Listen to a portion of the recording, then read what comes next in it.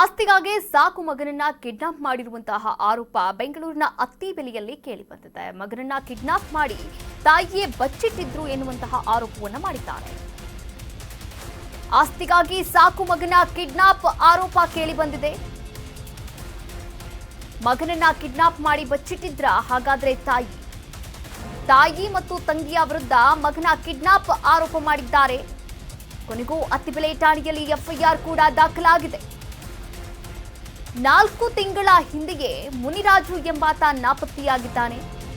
ಠಾಣೆಗೆ ದೂರನ್ನ ಕೂಡ ನೀಡಿದ್ದಾರೆ ಮುನಿರಾಜು ಪತ್ನಿ ಮಂಜುಳಾ. 4 ತಿಂಗಳ ಹಿಂದೆ ದೂರು ನೀಡಿದ್ರೆ ಜನವರಿಯಲ್ಲಿ ಎಫ್ಐಆರ್ ದಾಖಲು ಮಾಡಿದ್ದಾರೆ. ಜನವರಿ 7ರಂದು ಎಫ್ಐಆರ್ ದಾಖಲು ಮಾಡಿದ್ದಾರೆ ಪೊಲೀಸರು.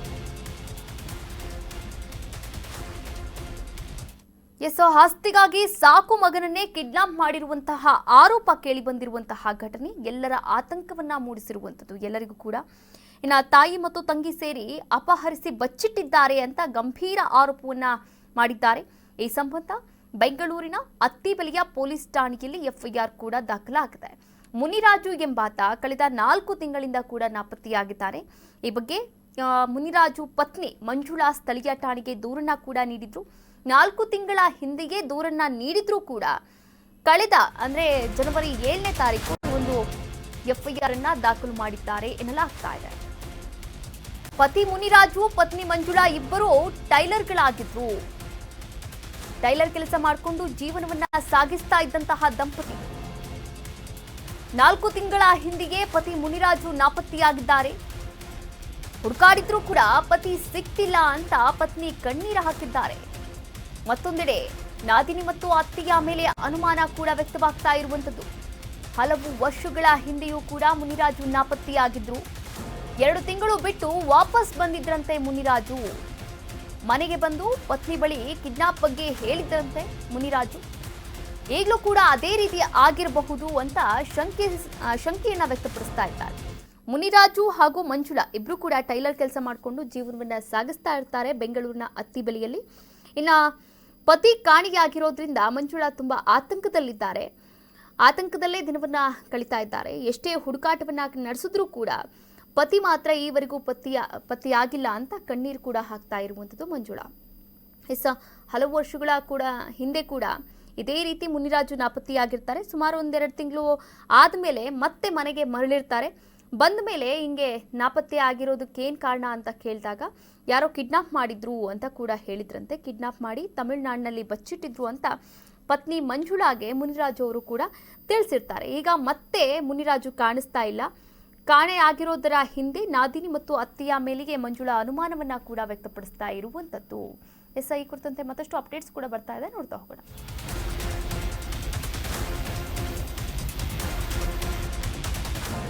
ಅಮ್ಮ ಹಾಗೂ ತಂಗಿ ನನ್ನನ್ನ ಕಿಡ್ನಾಪ್ ಮಾಡಿದ್ರು ಅಂತ ಕೂಡ ಹೇಳಿದ್ರಂತೆ. ಕಳೆದ ಬಾರಿ ಕಿಡ್ನಾಪ್ ಮಾಡಿ ತಮಿಳುನಾಡಿನಲ್ಲಿ ನನ್ನ ಬಚ್ಚಿಟ್ಟಿದ್ರು ಅಂತ ಹೇಳಿದ್ರಂತೆ ಮುನಿರಾಜು.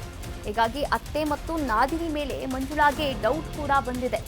ಇದೀಗ ಮತ್ತೆ ಕಾಣೆಯಾಗಿರ್ತಕ್ಕಂಥ ಮುನಿರಾಜು ಇತ್ತ ನಾದಿನಿ ಹಾಗೂ ಅತ್ತಿಗೆ ಕಿಡ್ನಾಪ್ ಮಾಡಿದ್ದಾರೆ ಅಂತ ಆರೋಪ ಮಾಡ್ತಾ ಇದ್ದಾರೆ ಮುನಿರಾಜು ಪತ್ನಿ ಮಂಜುಳಾ.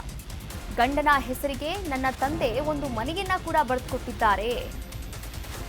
ಆಸ್ತಿಗಾಗಿ ನನ್ನ ಗಂಡನಿಗೆ ತೊಂದರೆಯನ್ನ ಕೊಡ್ತಿದ್ದಾರೆ ಅಂತ ಮಂಜುಳಾ ಆರೋಪವನ್ನು ಮಾಡ್ತಾ ಇದ್ದಾರೆ. ಅತ್ತೆ ಹಾಗೂ ನಾದಿನಿ ಮೇಲೆ ಅನುಮಾನವಿದೆ, ವಿಚಾರಣೆ ಮಾಡಿ ಅಂತ ಕೇಳಿದ್ರು ಕೂಡ ಕ್ಯಾರೆ ಅಂತ ಇರಲ್ವಂತೆ ಪೊಲೀಸರು. ಸದ್ಯ ಕಾಟಾಚಾರಕ್ಕೆ ಎಫ್ಐಆರ್ ದಾಖಲು ಮಾಡಿಕೊಂಡಿದ್ದಾರೆ ಅತ್ತಿಬೆಲೆಯ ಪೊಲೀಸರು. ಇನ್ನು ಈ ಕುರಿತಂತೆ ವಿಚಾರಣೆಯನ್ನ ಕೂಡ ನಡೆಸ್ತಾ ಇರುವಂತದ್ದು.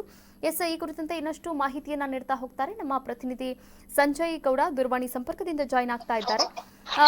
ಸಂಜಯ್, ಆಸ್ತಿಗಾಗಿ ಸಾಕು ಮಗನನ್ನೇ ಕಿಡ್ನಾಪ್ ಮಾಡಿರುವಂತಹ ಆರೋಪ ಕೇಳಿ ಬಂದಿರುವಂತದ್ದು. ಈ ಹಿಂದೆಯೂ ಕೂಡ ಕಿಡ್ನಾಪ್ ಆಗಿದ್ರು ಎನ್ನುವಂತಹ ಒಂದು ಆಘಾತಕಾರಿ ಅಂಶ ಕೂಡ ಬಯಲಾಗಿರುವಂತದ್ದು. ಈ ಕುರಿತಂತೆ ಏನೆಲ್ಲ ಅಪ್ಡೇಟ್ಸ್ ಇದೆ? ಕಾವ್ಯ, ಏನಂತ ಹೇಳಿದ್ರೆ ಆಸ್ತಿಗಾಗಿ ಸಾಕು ಮಗನನ್ನ ಕಿಡ್ನಾಪ್ ಮಾಡಿದ್ದಾರೆ ಅನ್ನೋ ಒಂದು ಆರೋಪ ಈಗಾಗ್ಲೇ ಕೇಳಿ ಬರ್ತಾ ಇರುವಂತದ್ದು. ಅಂದ್ರೆ ತಾಯಿ ತಂಗಿ ಸೇರಿ ಕಿಡ್ನಾಪ್ ಮಾಡಿದ್ದಾರೆ, ಮತ್ತೆ ಬಿಟ್ಟು ಕಳ್ಸಿದ್ದಾರೆ ಅನ್ನೋ ಒಂದು ಆರೋಪಗಳು ಕೇಳಿ ಬಂದಿದ್ದಂಥದ್ದು. ಮತ್ತೆ ಈಗ ಆ ಒಂದು ವಿಚಾರಕ್ಕೆ ಸಂಬಂಧಪಟ್ಟ ಹಾಗೆ ಅತ್ತಿಬೆಲೆ ಪೊಲೀಸ್ ಠಾಣೆಯಲ್ಲೂ ಕೂಡ ಈಗ ದೂರು ದಾಖಲಾಗಿರುವಂತದ್ದು. ಏನು ಕಿಡ್ನಾಪ್ ಆಗಿದ್ದಾರೆ ಅನ್ನೋ ಒಂದು ಆರೋಪ ಏನ್ ಕೇಳಿ ಬರ್ತಾ ಇದೆ, ಅದು ಮುನಿರಾಜ್ ಅನ್ನೋರು ಕಿಡ್ನಾಪ್ ಆಗಿದ್ದಾರೆ ಅಂತ ಕೇಳಿ ಬರ್ತಾ ಇರುವಂತ. ಮತ್ತೆ ಮಂಜುಳಾ ಸ್ಥಳೀಯ ಒಂದು ಪೊಲೀಸ್ ಠಾಣೆಯಲ್ಲಿ ಹೋಗಿ ಈಗಾಗ್ಲೇ ಕಂಪ್ಲೇಂಟ್ ಕೂಡ ಮಾಡಿರುವಂತದ್ದು. ಆದ್ರೆ 4 ತಿಂಗಳ ಹಿಂದೆಯೂ ಕೂಡ ಇದೇ ತರ ಒಂದು ಪ್ರಕರಣ ನಡೆದಿತ್ತು. ಅದರಲ್ಲಿ ಆ ಒಂದು ಏನು ಆ ವ್ಯಕ್ತಿ ಮುನಿರಾಜ್ ಅನ್ನೋರ್ನ ಕರ್ಕೊಂಡು ಹೋಗಿ ಕೂಡಾಕಿ ಕಿಡ್ನಾಪ್ ಮಾಡಿದ್ದಾರೆ ಅಂತ ಹೇಳಿ ಒಂದಿಷ್ಟು ದೂರು ಅಂದ್ರೆ ಆರೋಪ ಕೂಡ ಕೇಳಿ ಬರ್ತಾ ಇತ್ತು. ಆ ಒಂದು ಏನು ಮುನಿರಾಜ್ ಮತ್ತೆ ರಿಟರ್ನ್ ಮನೆಗೆ ಬಂದಿರ್ತಾರೆ. ಆ ಒಂದು ವೇಳೆಯಲ್ಲಿ ಯಾರು ಕಿಡ್ನಾಪ್ ಮಾಡಿದ್ರು, ಏನಾಗಿತ್ತು, ಎಲ್ಲಾ ವಿಚಾರವನ್ನ ಮಂಜುಳಾ ಜೊತೆ ಹಂಚ್ಕೊಂಡಿರ್ತಾರೆ. ಆದ್ರೆ ಮತ್ತೆ ಈಗ ಅದೇ ರೀತಿ ಕಾಣೆಯಾಗಿರುವಂತದ್ದು ಮುನಿರಾಜ್.